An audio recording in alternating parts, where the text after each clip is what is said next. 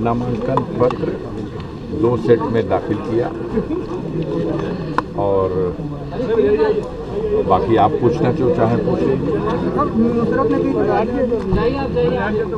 भारत निर्वाचन आयोग के नियमों में ये प्राविधान है कि एक कैंडिडेट के होते हुए कोई सब्स्टिट्यूट कैंडिडेट भी नामांकन दाखिल कर सकता है।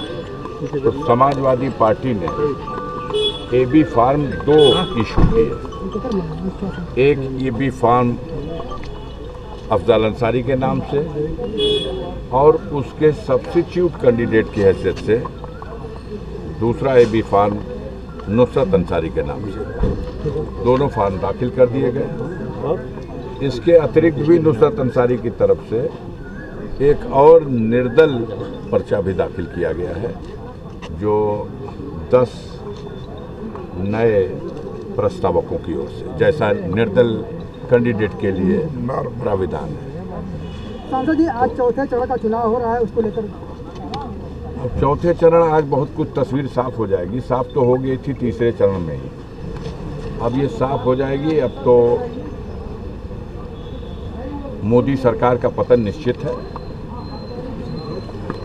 जितना कूद सकते थे, उछल सकते थे, उन्होंने कोशिश की, लेकिन जनता ने मन बना लिया है इस बार दिल्ली की सरकार को बदलने का, और निश्चित रूप से इंडिया गठबंधन के नेतृत्व में केंद्र में सरकार बनने जा रही है। आप लोग भी जनता को इस खुशखबरी से अवगत कराएं। परिवर्तन निश्चित हो चुका है, अब कोई दो राय नहीं। भाजपा प्रत्याशी लगातार आप पर हमला कर रहे हैं। हम हमला नहीं करेंगे। हम वो सज्जन आदमी हैं, बुजुर्ग आदमी हैं, अध्यापक हैं, पढ़ाते हैं। उन गुरुदेव के शान में मैं कोई गुस्ताखी नहीं करूँगा। सांसद जी, जो बीजेपी का नारा है 400 के पार, उस पर क्या कहेंगे? भैया, आप तो कह रहे हैं कि जब सरकार की विदाई होने जा रही है, 200 से नीचे आ रहे हैं, तो अब उस पर और क्या कहा जाए। वो एक सुनहरा सपना था, जनता को उस भौकाल में लेने की कोशिश थी।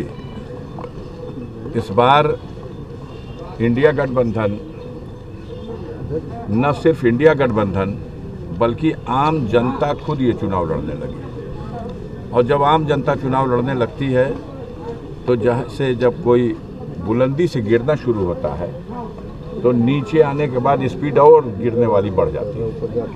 वही दशा बन गई है। हर राउंड में बुरा हाल होता जा रहा है। बीजेपी कह रही कि हमने इतना विकास किया कि विपक्ष घबरा गया। घबरा तो गया। अब इस बार चौथे राउंड की वोटिंग चल रही है। उत्तर प्रदेश में 13 सीटें हैं। 13 में 13 सीट जीत गई थी बीजेपी।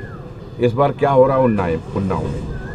इस बार क्या हालत है सीतापुर में, लखीमपुर में, इटावा में, कन्नौज में? बड़े अंतर से बुरी तरह से हार रही है। आधी सीटें भी 13 में नहीं निकल पाएगी। सांसद जी, 10 सालों में पहली बार मोदी जी ने अडानी अंबानी का नाम लिया और कहा टेम्पू भर भर के पैसा कांग्रेस को बांटा जाए। बाप रे बाप, यह तो आप लोग देखिए और देश की जनता को बताइए कि आज तक 10 साल में तो ये देखा गया कि मोदी सरकार की कृपा से अडानी जी और अंबानी जी फलते फूलते रहे, भले आम जनता की बगिया सूख गई, सूखा पड़ गया, लेकिन इनकी बगिया में हरियाली बनी रही। अब ऐसी दशा आ गई है कि मोदी जी उन्हीं को लानत मलामत कर रहे हैं, और लेकिन वाहन बड़ा आधुनिक वाहन का इस्तेमाल नहीं हुआ है। टेम्पू में बैठ करके और रुपया पहुंचाया जा रहा। पता नहीं वो टेम्पू बैटरी से चार्ज होने वाला था या पेट्रोल डीजल से चलने वाला था। अब देख भी रहे, कोई कार्रवाई नहीं कर रहा। हाँ। ये बड़ी चीज है। कितने वोटों से आप जीत रहे हैं? कितने वोटों से जीतने का इस बार आपका अनुमान है? यार, ये आप लोग जनता में हो और मेरे से ज़्यादा आप अच्छी तरह से इसका पता लगा सकते हो। गाजीपुर की जनता मन बना चुकी है। अब 4 तारीख का इंतजार कीजिए, उसी दिन कुछ कहा जाएगा। अलग अलग तरह की